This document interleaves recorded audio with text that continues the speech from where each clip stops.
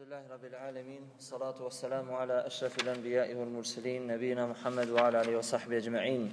Amma ba'd.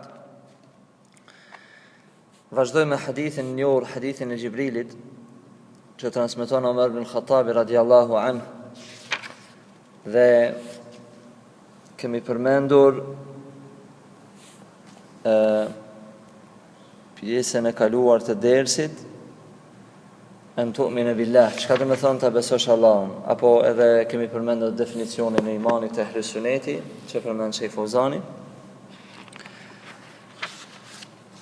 Tani pjesa e dytë është pra an tu'mina bil malaika. Ar-rukn ath-thani, shtylla e dytë është të besojmë besimin e melaike. Pra pasi që e ka pyet meleku Gjibril, akhbirni alil iman, me pyet muti për imanin, me trego mu se çka është imani, pejgamberi alayhi salatu wassalam i është përgjigjur an tu'minu billahi wa malaikatihi, ta besoni Allahun, dhe këta e përmendëm se çka do të thonë ta besosh Allahun. Dhe dyta an tu'minu bil malaikatihi, të besoni, të besosh, iman është të besosh në melaiket e tij. Al imanu bil malaika, imani në melaiket e Allahut, fa tu'min bi annahum khalqu min khalqillah, në kupton të besojmë se ato janë krijesa, bi annahum, ata janë krijesa të cilët i ka krijuar Allahu subhanahu wa ta'ala, dhe janë ushtria e Allahut, i ka krijuar Allahu nga drita. Melaiket i ka krijuar Allahu nga drita. Tamam ashtu siç ka në hadith sahih, khuliqat al malaikatu min nur, janë krijuar melaiket nga drita. Wa khuliqa al jannu min marijin min nar, dorsa janë krijuar e xhenet prej zjarrit. Wa khuliqa Adamu mimma wasifa lakum, dorsa është kriju Ademi ashtu siç është përshkruar juve, pra dihet nga balta e dheut. Wal malaikatu jam'u malak, malaike është shumësi i malak. Wal malaku, dorsa malak një huwa ar-rasul, ai është i dërguar. Në gjuhën pra kuptimin al-malak është për qëllim i dërguar. Çfarë i dërguar? Lian al malaikata rusul min Allah, sepse melaiket janë të dërguar nga Allahu subhanahu wa ta'ala ila ibadi, te robët e tij. Melaiket i dërgon Allahu te robët e tij. Allahu yastafi min al malaikati rusulan wa min an-nas, Allahu zgjedh nga melaiket të dërguar edhe nga njerëzit. E ka përzgjedhur melekun Gjibril që t'i dërgoj shpalljen pejgamberëve, e ka përzgjedhur Muhammedin sallallahu alaihi wasallam, për shembull Ibrahimin, Musain, është pejgamberët e njohur që të jenë thirrës për tek Allahu. Wa hum asnafun musannafatun kullu sinfin lahu amalun khas wa kalahu Allahu ilayhi. Ata janë të llojeve të ndryshme. Pra melaiket janë të lloj-llojshëm, ku gjithë secilit Allahu i ka dhënë një vepër të veçantë dhe ka ngarkuar një vepër të veçantë. Për shembull, fa Gjibrilu muwakkalun bil wahy, Gjibrili është i ngarkuar me bartjen e shpalljes. Wa Mikailu muwakkalun bil qatri wan nabat, Mikaili është i ngarkuar, ka përgjegjësi për zbritjen e shiut edhe gjallërimin e bimeve dhe të tokës. Wa Israfilu muwakkalun bin nafkhi fi s-sur, dorsa meleku Israfil është i ngarkuar me përgjegjësinë e fryrjes së surit. Wa minhum malakul mauti bi qabdil arwahi, nga melaiket është meleku i vdekjes, i cili është i ngarkuar për marrjen e shpirtrave. Sa i përket emrit Mikail edhe Gjibril, këto janë emra që janë përmendur në Kur'an, ndërsa Israfil është përmendur në hadith. Israfil është i përmendur në hadith sahih dhe i veçuar për këtë çështje.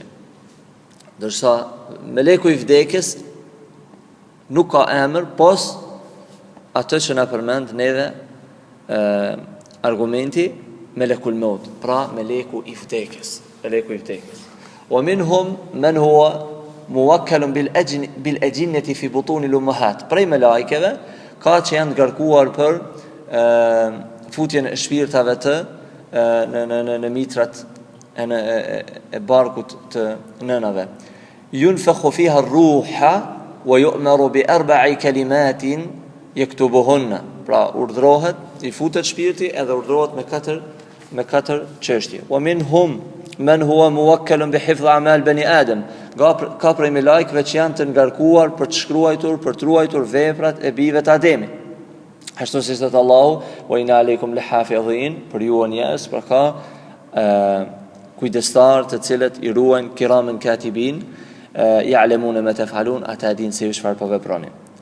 Fal malaikatu lahum a'malun muwakkalun biha yaqumun biha. Pra malaikat kanë detyra që i kanë ngarkuar Allahu subhanahu wa ta'ala, siç e përmendëm.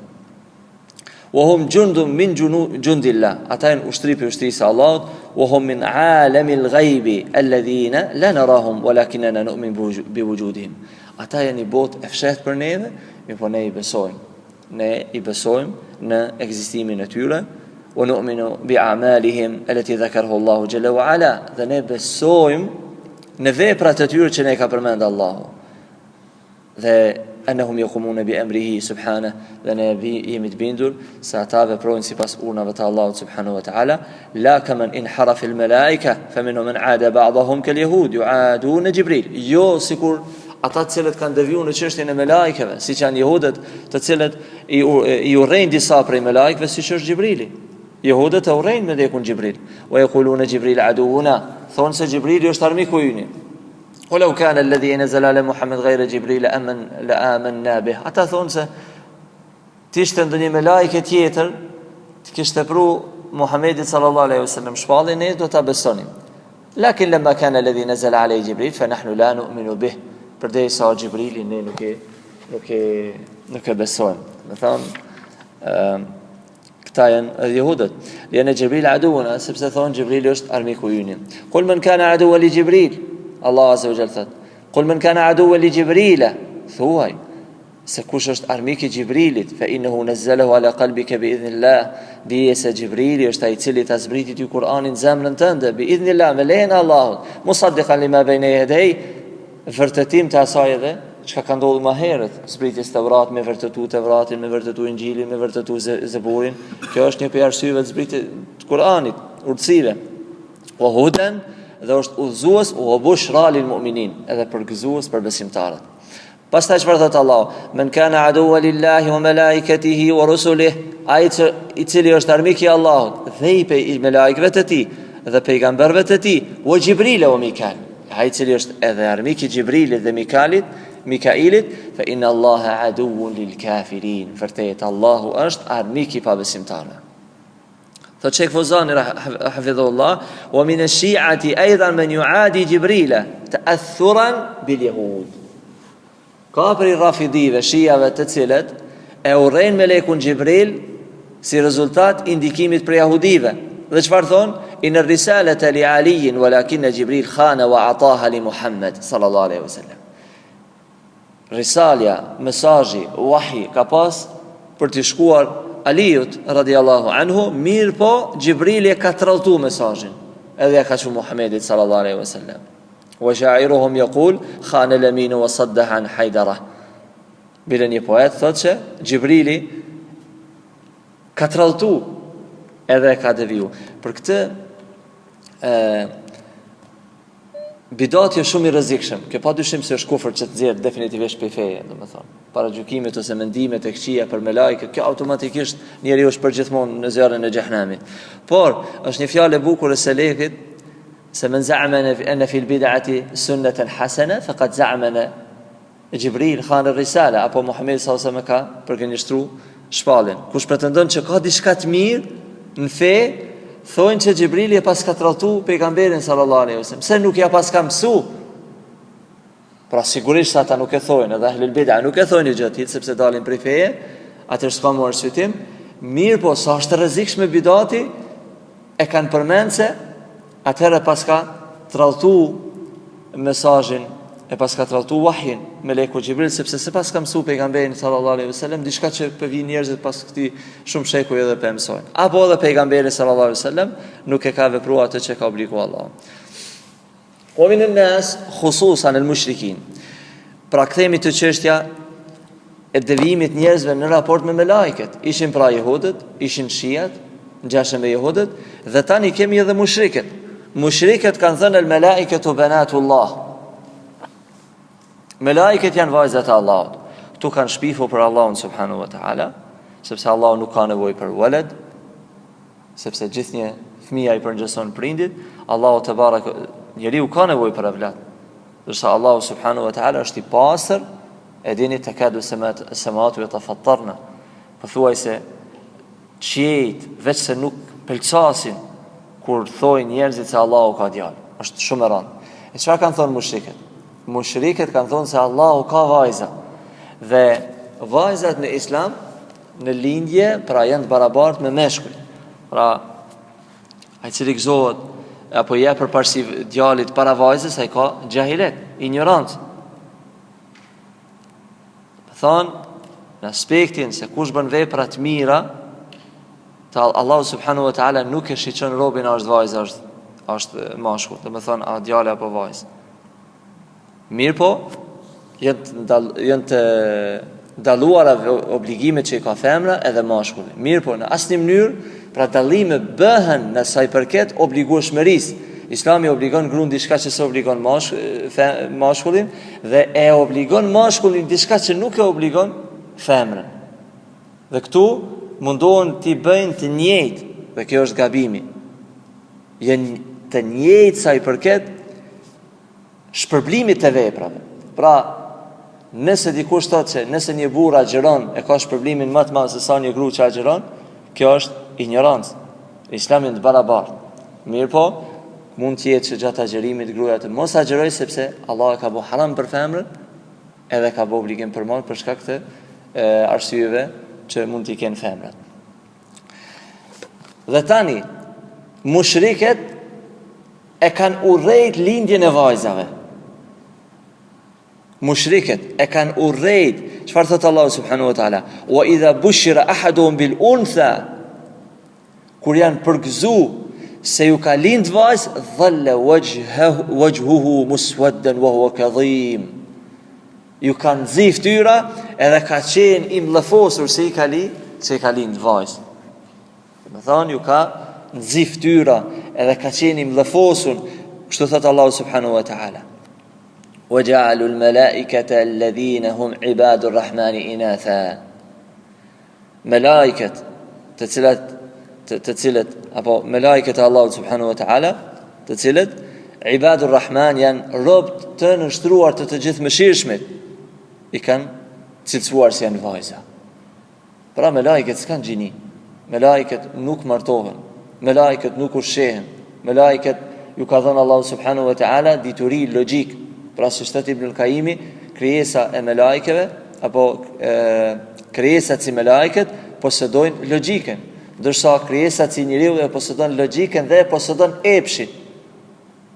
Ndërsa shtazët, kafshët e posedojnë epshin, por nuk e posedojnë logjikën. Çfarë thot Ibn al-Qayyimi? Kur robi Allahut, mendja e tij që ja ka dhënë Allahu subhanahu wa taala dhe me iman e dominon epshin e tij, bëhet më i mirë se sa melaiket te Allahu subhanahu wa taala. Robi Allahut, i cili nështrohet Allahut, e frenon me logjikën që ja ka dhënë Allahu, me logjikën e zemrës edhe me iman e dominon epshin e tij, ai bëhet më i mirë te Allahu se sa melaiket, thot Ibn al-Qayyimi. Ndërsa kur epshi i tij e dominon mendjen e tij, pra te njeriu dominon nepsi, tamam ngjason me kafshët, atëra i bën mund bie në nivelin e shtazës. Pra në nivelin e shtazës. Siç është pra marrëdhëniet apo martesa me të njëjtën gjini. Pa dyshim, kjo është argumenti më i madh kur e dominon epshi mendjen e tij, imanin e tij, besimin e tij. Dhe kjo nuk është smundje, siç po mundohen disa me paraqit që është smundje, nuk ka të bëjë, kjo është smundje e zemrës. Kjo është sikur kjo gjuna prej gjunaheve që i bëhet Allahut subhanahu wa taala. Dhe kjo vërteton fjalën e Ibn Qayyimit që kur epshi e dominon mendjen e tij, pra kur ti dobësohet imani, se ka imanin e fort, ai bjen këtë nivel edhe më të ulët se sa të kafshës. Kjo është e vërteta. E me lajket larg asaj, as nuk kanë gjini, as nuk martohen, janë krijesat Allahut subhanahu wa taala që e përfillin me përpikëri urdhrin e Allahut te baraka wa taala. Dhe çfarë thot Allahu subhanahu wa taala? Wa yaj'aluna lillahi ma yakrahuna wa tasifatu alsinatuhum al-kadhib anna lahum al-husna. Ata i veshin Allahut një diçka që për veten e tyre urrej. Pra ata kanë urrejt me u lind vajza dhe e janë veshin Allahut subhanahu wa taala. Padyshim se dhe gënjejnë kur thënë se ata do të shpërblehen. فإذا كنتم لا ترضون البنات لأنفسكم وتكرهونهن فكيف تنسبونهن إلى الله عز وجل. Pra, diçka që ju ja urreni vetvetes juaj, nuk jeni të kënaqur, edhe pse muslimani padyshim duhet me qenë i kënaqur me evlad, pavarësisht është vajzë apo është djalë. ولكن هذا من باب الرد عليهم. مع أن الله لم يتخذ ولدا، edhe pse dihet se Allahu nuk merr për evlad askën, mirë po kjo është për t'ju kundër përgjigjur atyre. Wa bayan fasadi qawlihim, edhe për të treguar se sa mend të dobta kanë. Kama an an-nasara yaqulun, si thon krishterët, yaqulun al-Masih ibn Allah, Mesihu është djali i Allahut. Fa nasabu lillahi jalla wa ala al-ibn, ja kanë vesh Allahu djalë, wal mushrikun nasabu lahu al-banat, mushrikët i kanë vesh Allahu vajza, lam yattakhidh sahibatan wala walada. Allahu tabaraka wa taala nuk merr askën për evlad, lian al-walad juzu min al-walidi wash-shabihu bil-walid, sepse fëmia është pjesë e prindit. Evladi është pjesë e prindit, edhe ngjason prindrit. Laysa lahu sharikun wala shabih, ndërsa Allahu tabaraka wa taala askush nuk i përngjason. وهو الغني سبحانه وتعالى ليس بحاجة إلى الأولاد إنما هذا في البشر. Ashtu që përmendëm më herët, pra Allah është i pasur, nuk ka nevojë për asgjë, nuk ka nevojë për evlad, siç është çështja tek krijesat. الركن الثالث أن تؤمن بكتبه.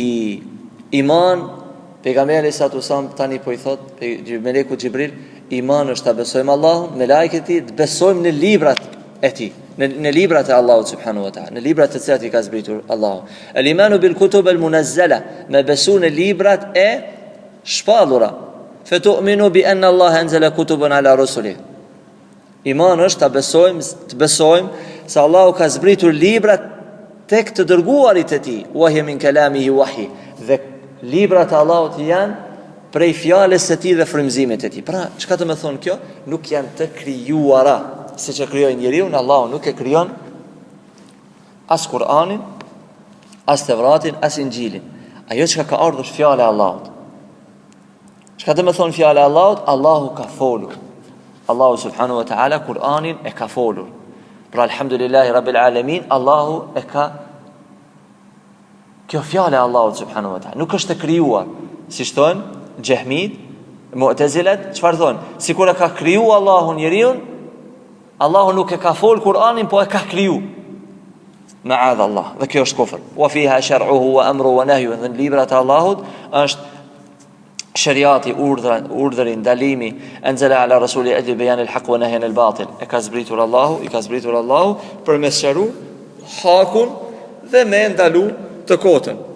Wa li ajli hidayati an-nas, që të udhëzojnë njerëzit, wa kutub kathirun la ya'lamuha illa Allah. Librat janë të shumta, realitetin dhe saktësinë e tyre din vetëm Allahu, të librat e Allahut. Walladhi sama Allahu minha, e ato që ne ka përmend Allahu neve në Kur'an janë at-Tauratu wal-Injilu wal-Zaburu wal-Injilu wal-Qur'an wa suhufu Ibrahim wa Musa. Pra është I përmendur në Tevrati, që është zbritur Musaj, Zaburi që është zbritur Davudit, Injili që është zbritur Isës alayhis salam, Kur'ani që është zbritur Muhammedit sallallahu alaihi wasallam, edhe fletushkat e Ibrahimit dhe Musait janë të përmendur. O suhufu Ibrahim wa Musa. Suhufet fletushkat e Ibrahimit dhe Musa. Fa nu'min bil kutub ma sama Allahu minha, ne besojmë në librat që I ka zbritur Allahu, I ka përmendur Allahu, edhe ato të cilët nuk I ka përmendur, wa adhamuha al-Qur'an, dhe libri më I madh, më madhështori është Kur'ani. Mirë po, tani nuk ka asnjë dyshim, as një libër tjetër të zbritur nuk mund të ketë tani të njerëzimi përveç Kur'anit. Dhe Teurati, Injili, Zeburi tani nuk ekzistojnë. Ato i kanë fut durt njerëzit e kanë ndryshu, kështu që kur flitet për Teuratin, Injilin, Zeburin, është fjala për zbritjen në kohën të cilën e ka zbritur Allahu, ato kanë qenë të papsuara ndryshim dhe kanë qenë të sakta. Ashtu ne duhet i besojmë. Në vazhdim është el-imanu bir rusul, me besu në pejgamberët e Allahut subhanahu wa taala, ku inshallah në dersën e vijim do të vazhdojmë. Sallallahu alaihi wasallam ala nabina Muhammad.